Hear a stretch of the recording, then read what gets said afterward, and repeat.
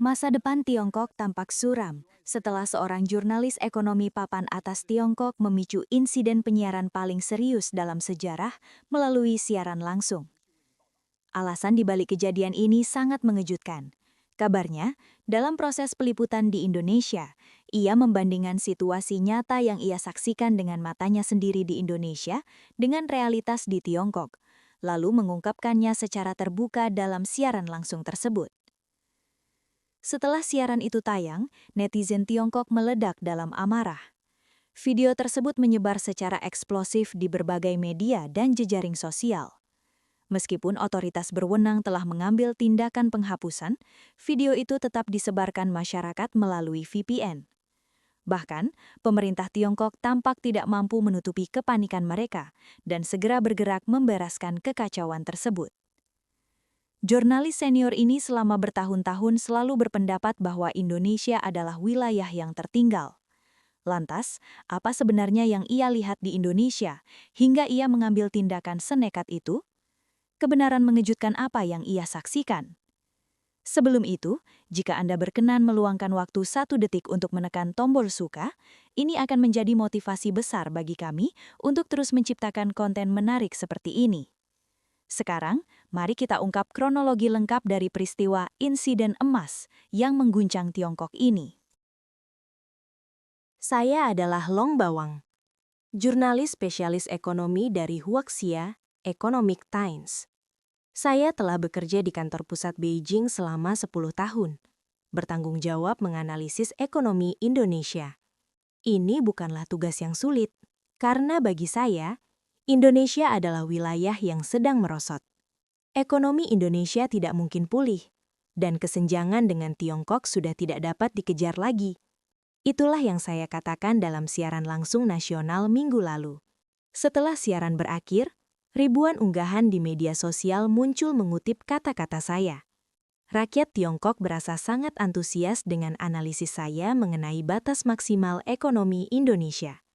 Kembali ke kantor, pemimpin redaksi Xin Jiahao memanggil saya.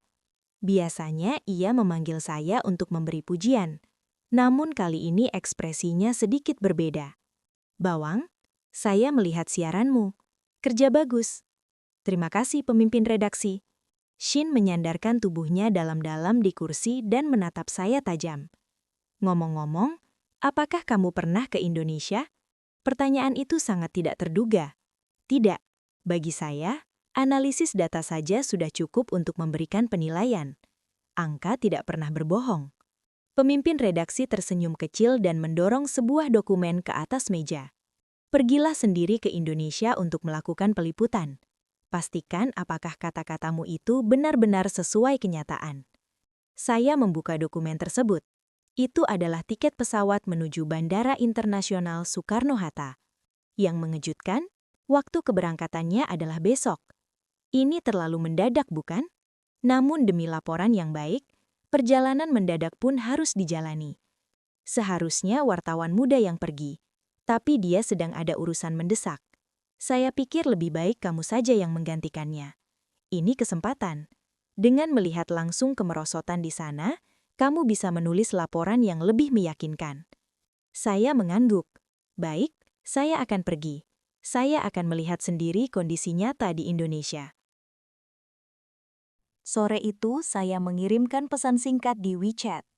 Mulai besok, saya akan melakukan peliputan lapangan di Indonesia. Saya akan mengungkap secara tuntas kondisi ekonomi Indonesia yang sebenarnya. Nantikan laporannya. Komentar langsung membanjiri unggahan saya. "Wartawan Long, kami percaya padamu. Tolong potret banyak foto agar kami bisa melihat betapa tertinggalnya Indonesia. Tunjukkan pada mereka kehebatan Tiongkok." Saat mengepak barang, judul berita sudah terbayang di kepala saya. Di lokasi runtuhnya ekonomi Indonesia, melihat rendahnya kualitas masyarakat di wilayah gagal. Saya tertidur dengan perasaan meremehkan Indonesia. Pagi harinya, saya menuju bandara dengan kepercayaan diri penuh.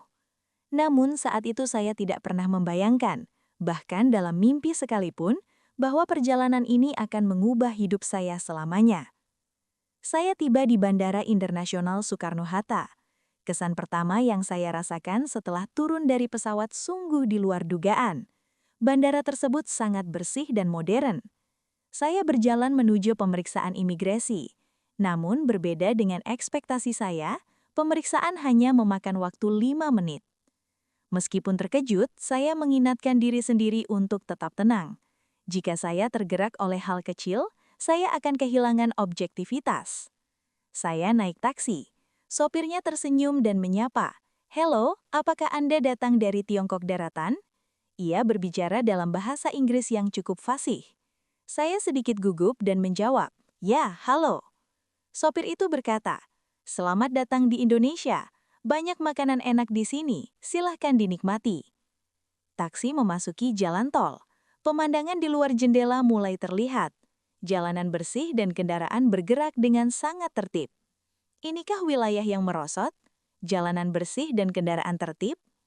Setelah masuk ke hotel, saya berjalan kaki menuju kawasan SCBD, Sudirman Central Business District.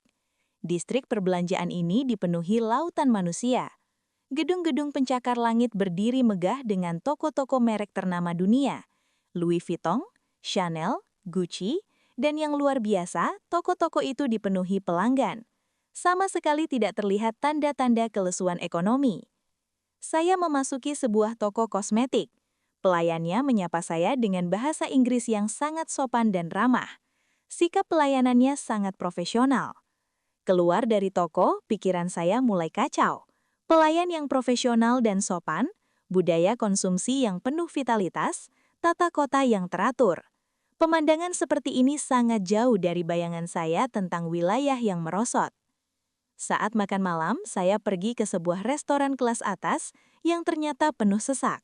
Sebagian besar pengunjung tampak seperti kalangan profesional bisnis. Suasana depresi ekonomi sama sekali tidak terasa. Dalam perjalanan kembali ke hotel, perasaan saya sangat kalut. Meskipun terlalu dini untuk mengambil kesimpulan di hari pertama, segala sesuatu hari ini berbeda dari apa yang saya pikirkan. Besok peliputan resmi dimulai. Saya pasti bisa menemukan titik lemah ekonomi Indonesia. Dengan pemikiran itu, saya mengakhiri hari pertama. Hari kedua, saya bangun pagi-pagi sekali dan menuju objek peliputan pertama. Sebuah perusahaan rintisan, startup bernama Jilang Teknologi. Katanya perusahaan ini adalah bintang baru yang menyediakan layanan penerjemahan berbasis AI. Saya membatin, dibandingkan dengan raksasa IT di Tiongkok, perusahaan ini pasti bukan apa-apa. Markas Jilang Teknologi terletak di kawasan Digital Hub. Saat pintu lift terbuka di lantai 15, saya melihat karyawan-karyawan muda sibuk berlalu lalang. Struktur kantor yang terbuka sangat menarik perhatian. "Halo wartawan Long, saya Budi Setiawan, CEO di sini." Sapa seorang pria berusia sekitar 35 tahun sambil tersenyum. "Terima kasih atas ketertarikan Anda pada startup Indonesia. Kami juga berharap suatu hari nanti bisa merambah pasar Tiongkok." Saya bertanya dengan nada sedikit mengejek. Apakah Jilang Teknologi sulit beroperasi jika tanpa dukungan pemerintah? Budi tertawa lepas. "Anda berpikir demikian. Sejak awal target kami adalah pasar global, bukan hanya pasar domestik. Faktanya, 70% pendapatan kami berasal dari luar negeri." Data yang ia tunjukkan sungguh mengejutkan. Mereka telah merambah pasar Asia, Eropa, dan Amerika. Tren pertumbuhannya menunjukkan kurva yang naik tajam. Namun, apakah ini hanya pengecualian bagi Jilang Teknologi? Tanya saya sangsi. "Silahkan pastikan sendiri, sore ini ada acara aliansi startup. Maukah Anda ikut melihatnya?" Saya menerima tawaran Budi. Setibanya di lokasi acara, ratusan startup telah mendirikan gerai. Yang mengejutkan, banyak perusahaan sedang bernegosiasi dengan investor asing. Ini adalah investor dari modal Ventura Amerika. Budi memperkenalkan seorang warga asing. Ekosistem startup Indonesia sangat dinamis, terutama di bidang AI dan bioteknologi. Mereka berada di level kelas dunia, ujar investor Amerika tersebut. Kata-kata itu terngiang di telinga saya. Penilaian seperti ini sangat berbeda dengan citra Indonesia yang saya ketahui. Setelah acara berakhir, saat makan malam dengan Budi, saya bertanya dengan jujur, Apakah semua startup di Indonesia benar-benar selancar ini? Ataukah hari ini saya hanya sedang beruntung melihat perusahaan yang sukses? Budi menjawab dengan serius. Tentu saja banyak startup yang gagal, namun kami memiliki budaya untuk gagal dengan cepat dan mencoba lagi. Dan inti dari kami adalah menargetkan pasar global sejak awal. Kembali ke hotel, saya merasa sangat bingung. Kepercayaan diri dan teknologi startup yang saya lihat hari ini jelas tidak bisa dijelaskan hanya dengan keberuntungan. Jika Indonesia sedang merosot, mengapa masih begitu banyak perusahaan yang tumbuh? Malam itu saat merapikan catatan liputan, saya merasa ragu. Saya menghapus judul awal yang saya rencanakan, Batas Maksimal Startup Indonesia, dan menulis judul baru, Startup Indonesia yang Merangkul Pasar Global. Hari ketiga, pagi dengan perasaan campur aduk antara antisipasi dan ketegangan, saya menuju Lembaga Penelitian Nusantara Precision Electronics. Saya pikir, disinilah tempat di mana saya bisa mengungkap ilusi ekonomi Indonesia. Beberapa tahun terakhir, saya telah menulis beberapa artikel dengan judul Nusantara Precision tidak mampu mengejar Huawei. Tiba di gerbang lembaga penelitian tersebut, saya pertama-tama dikejutkan oleh skalanya. Ini sudah seperti sebuah kota kecil. Manajer Lin yang bertugas sebagai pemandu menyambut saya. Wartawan Long, selamat datang. Hari ini saya akan membawa Anda berkeliling fasilitas penelitian inovasi kami. Setelah menyelesaikan pemeriksaan keamanan di pintu masuk, saya menerima kartu pengunjung. Manajer Lin tersenyum sambil menambahkan, dilarang memotret karena ada banyak teknologi sensitif. Pertama, kami mengunjungi pameran teknologi seluler, dari ponsel lipat hingga layar yang bisa digulung. Berbagai perangkat canggih dipamerkan. Ini adalah prototipe yang belum dirilis, mungkin baru bisa dilihat di pasar 3 tahun lagi. Manajer Lin menunjukkan perangkat lipat ganda yang melampaui teknologi ponsel lipat biasa. Jujur saja, saya sangat terkejut. Ini adalah teknologi yang bahkan belum pernah saya lihat di Tiongkok. Bukankah Huawei atau Xiaomi juga sedang mengembangkan teknologi ini? Tanya saya. Manajer Lin tersenyum tipis. Mereka juga sedang mencoba, tapi belum bisa menyelesaikan masalah ketahanan layar. Kami sudah memastikan teknologi ini tahan dilipat lebih dari 100.000 kali tanpa masalah. Kemudian, kami pindah ke laboratorium semikonduktor. Perangkat dan teknologi di sini memberikan dampak yang lebih besar lagi. Ini adalah modul proses semikonduktor 3 nanometer generasi berikutnya kami. Saat ini hanya sedikit tempat di dunia yang memiliki teknologi ini. Saya terdiam. Ini adalah teknologi yang telah coba dikejar oleh Tiongkok. Apakah Anda tahu mengapa kebangkitan semikonduktor Tiongkok menemui hambatan? Tanya manajer Lin. Saya tidak bisa menjawab. Manajer Lin melanjutkan. Teknologi tidak bisa dikejar dalam waktu singkat. Kami memiliki keahlian profesional selama lebih dari 30 tahun. Membuat satu keping semikonduktor memerlukan lebih dari 800 tahap proses. Satu saja gagal, seluruhnya gagal. Dalam perjalanan pulang, sebuah pertanyaan terus berputar di kepala saya. Selama ini, kami memandang rendah Indonesia. Apakah itu demi citra yang diinginkan pemerintah Tiongkok? Malam itu di kamar hotel, saya menatap catatan liputan saya dan terhanyut dalam pemikiran. Apakah laporan yang saya tulis selama ini adalah realitas, atau hanya realitas yang ingin kami lihat? Hari keempat, saya mengunjungi Lembaga Penyiaran Publik Indonesia. Di lobi, saya bertemu dengan jurnalis ekonomi bernama Siti Aminah, seorang wanita sebaya saya, dengan pengalaman sekitar 10 tahun. Wartawan Long, nama Anda sangat besar di media Tiongkok. Senang sekali bisa bertemu Anda hari ini. Dalam perjalanan menuju ruang tamu, Siti melanjutkan percakapan santai. Interior stasiun TV ini lebih sederhana dari yang saya bayangkan, berbeda dengan kemegahan kantor pusat CCTV di Beijing.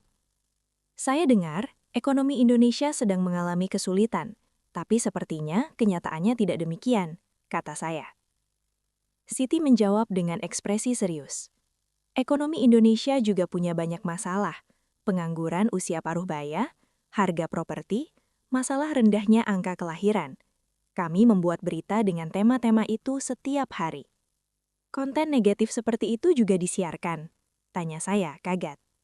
Tentu saja, Itu adalah tugas kami, menunjukkan titik masalah ekonomi Indonesia dan mengkritik kebijakan ekonomi pemerintah adalah tanggung jawab media.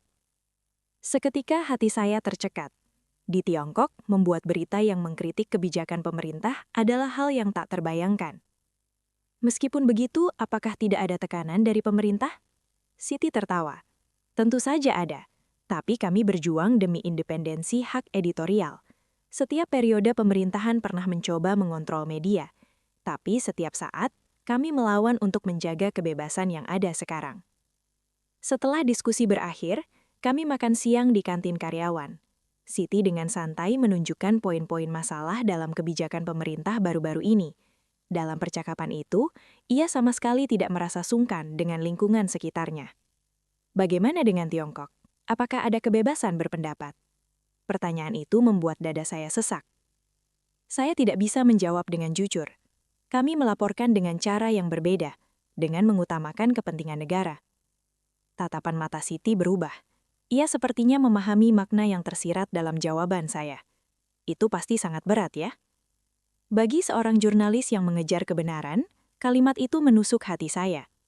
Meninggalkan stasiun TV setelah makan siang, pikiran yang rumit menyelimuti saya.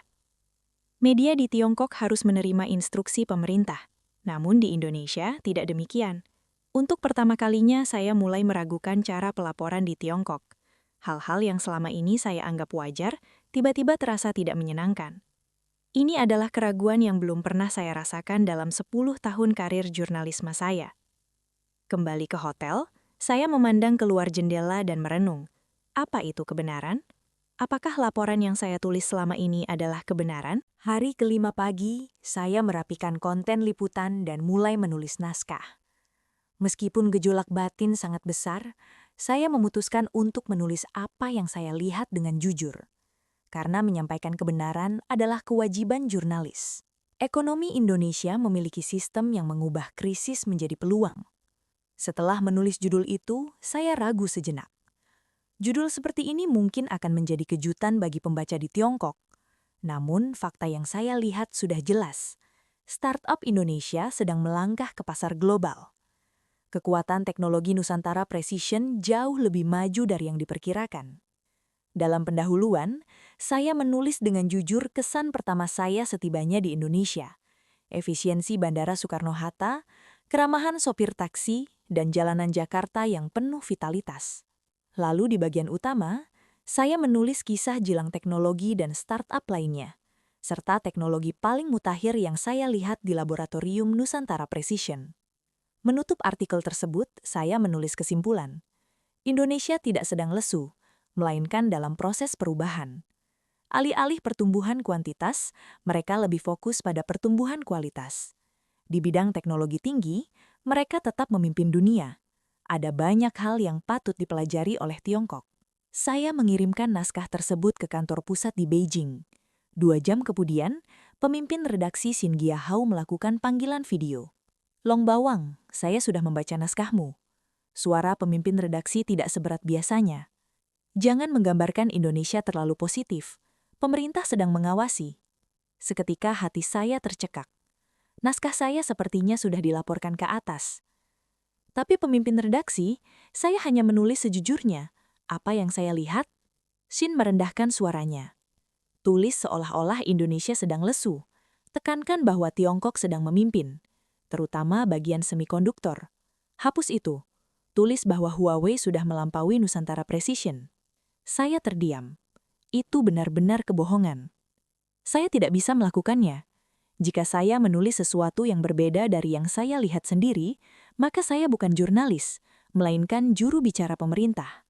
Pemimpin redaksi memotong kata-kata saya dengan tegas. Ini berkaitan dengan karier profesionalmu. Kirimkan naskah revisi sebelum malam ini, atau jurnalis lain akan menggunakan namamu untuk merevisinya. Panggilan terputus. Ditinggal sendirian di kamar hotel, saya menggepalkan tangan. Apakah ini jurnalis atau alat propaganda pemerintah? Saya memandang keluar jendela, terjebak dalam pikiran yang rumit. Sejauh ini, seberapa dekat laporan yang saya tulis dengan kebenaran? Apakah tempat-tempat yang saya kritik selama ini benar-benar seburuk yang saya gambarkan? Sekarang saya berdiri di persimpangan jalan. menyampaikan kebenaran atau tunduk pada sistem. Saya berguling-guling di kamar hotel sepanjang malam tanpa bisa tidur. Selama ini saya bangga menjadi bagian dari media Tiongkok. Saya tidak pernah meragukan kebenaran laporan saya. Tapi sekarang semuanya terasa berbeda. Jam 3 pagi, saya bangkit dari tempat tidur dan menyalakan laptop. Saya mengingat kembali semua yang saya lihat di Indonesia. Budaya perusahaan yang otonom, startup seperti Jilang Teknologi memperluas bisnis secara bebas tanpa kontrol pemerintah. Target mereka sejak awal adalah pasar global, teknologi yang berubah cepat, teknologi di laboratorium Nusantara Precision jelas merupakan kelas dunia, terutama bidang semikonduktor yang sulit dikejar Tiongkok. Kebebasan berpendapat, jurnalis di Indonesia bisa mengkritik kebijakan pemerintah tanpa takut demi mengejar kebenaran. Sistem administrasi yang transparan, layanan publik di Indonesia efisien dan transparan. Keteraturan yang saya rasakan sejak di bandara sungguh mengesankan. Yang saya lihat bukan wilayah yang merosot, melainkan wilayah yang penuh tantangan. Namun pemimpin redaksi meminta saya menyangkal semua ini dan menulis kebohongan. Jika saya tidak mengatakan yang sebenarnya, saya bukan lagi jurnalis. Saya memandang keluar jendela. Fajar mulai menyingsing di Jakarta. Saya telah menetapkan hati. Saya memutuskan untuk bertindak sesuai nurani. Saya membuka laptop dan menulis sebuah surel. Penerimanya adalah sebuah media anti-sistem di Hong Kong. Saya meminta anonimitas dan menuliskan seluruh hasil liputan saya di Indonesia, serta kebenaran bahwa pemerintah Tiongkok mencoba memanipulasi hal ini. Sebelum menekan tombol kirim, saya ragu sejenak. Tindakan ini akan mengakhiri karier saya, atau mungkin berakibat lebih serius. Namun saya menekan tombol tersebut. Kemudian saya mengirim pesan kepada pemimpin redaksi bahwa naskah akan terlambat karena alasan kesehatan. Saya keluar dari kamar, memutuskan untuk merasakan hari terakhir di Jakarta. Saya berjalan di sepanjang taman di tepi sungai, memikirkan bahwa hal-hal yang selama ini saya yakini benar mungkin adalah kebohongan. Namun mulai sekarang, saya akan menjadi jurnalis yang mengejar kebenaran. Melihat matahari terbit di atas Cakrawala Jakarta, saya merasa diri saya telah lahir baru. 3 hari setelah kembali ke Beijing, sebuah berita internasional melaporkan bocoran informasi tersebut. Judulnya, Jurnalis Tiongkok mengungkap kebenaran ekonomi Indonesia, sensor pemerintah, dan berita rekayasa. Tentu saja nama saya anonim, tetapi siapapun yang melihat detail liputannya bisa menebak siapa pelapornya. Di dalam negeri Tiongkok, laporan tersebut disensor, namun tersebar cepat di antara pengguna VPN. Berbagai reaksi muncul di media sosial. Long bawang telah disuap. Apakah Indonesia benar-benar semaju itu? Terima kasih telah menyuarakan kebenaran. Saat tiba di kantor, saya dipanggil ke ruang pemimpin redaksi. Jantung saya berdebar, namun saya masuk dengan tenang. Bagaimana naskahmu? Tanya Shin Jiahao. Mohon maaf, karena kesehatan terganggu, saya belum menyelesaikannya. Shin menatap saya tajam. Laporan berita internasional itu, kamukah yang membocorkannya? Ia sudah tahu, saya pun tidak berniat menyangkal. Ya, itu saya. Shin menyandarkan tubuhnya dan menghela napas panjang. Mengapa kamu melakukan hal itu?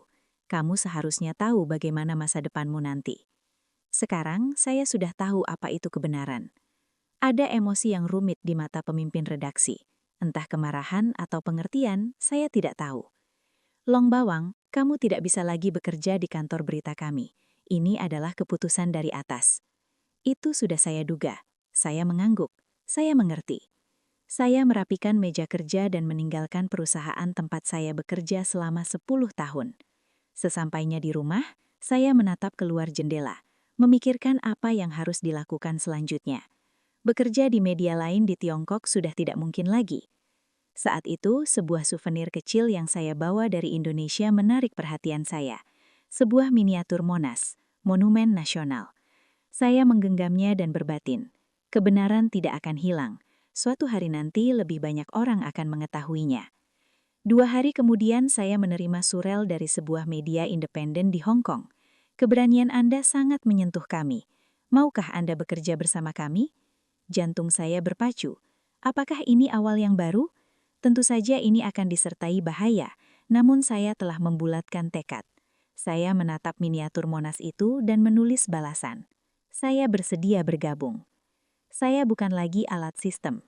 Saya berjanji kepada semua pembaca laporan saya. Mulai sekarang, saya hanya akan menjadi jurnalis yang mengejar kebenaran. Seminggu di Indonesia telah mengubah hidup saya sepenuhnya. Saya belajar bahwa terkadang kebenaran yang tidak menyenangkan pun perlu keberanian untuk ditunjukkan. Dan keberanian itulah yang akan menuntun kita menuju kebebasan sejati. Cerita ini melalui sudut pandang seorang jurnalis Tiongkok yang mengunjungi Indonesia, menunjukkan perbandingan antara majunya Indonesia dan sensor informasi di Tiongkok. Long Bawang awalnya mengunjungi Indonesia dengan sikap sombong, namun melalui pengalaman nyata, ia menyadari prasangkanya sendiri dan menggambarkan proses penemuan keberanian untuk mengejar kebenaran. Pesan utama dari cerita ini adalah kekuatan kebenaran dan nilai dari hati nurani. Cerita ini melontarkan pertanyaan, ketika apa yang kita yakini berbeda dengan kenyataan, pilihan apa yang akan kita buat saat menghadapi perbedaan tersebut? Long Bawang mengorbankan karier dan keselamatannya demi memilih kebenaran, dan hal itu memberinya kebebasan sejati melalui berbagai aspek, seperti budaya perusahaan, kekuatan teknologi, kebebasan berpendapat, dan sistem administrasi. Cerita ini memperlihatkan perbedaan antara Indonesia dan Tiongkok dan menyampaikan pesan sosial yang lebih besar melalui perubahan batin seseorang. Melalui kisah ini, kita dapat kembali merenungkan pentingnya memandang dunia tanpa prasangka, serta nilai keberanian untuk menjaga kebenaran dan nurani dalam situasi apapun. M.